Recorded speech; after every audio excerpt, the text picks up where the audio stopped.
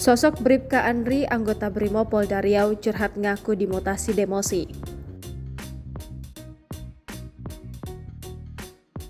Bribka Andri Dharma Irawan merupakan personil Brimob Menggala Junction Polda Riau.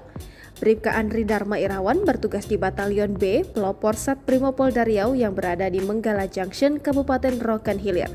Ia dimutasi dari Batalion B, pelopor ke Batalion A, pelopor, yang berada di Pekanbaru sejak hari Jumat tanggal 3 Maret 2023 lalu.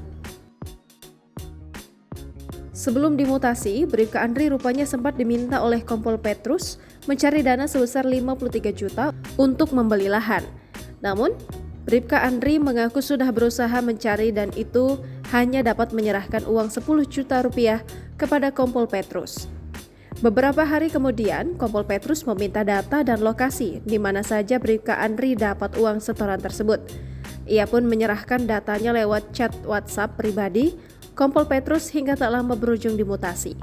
Bribka Andri kemudian melapor ke Polda Riau dan diproses bidang Pambina Propam Polda Riau.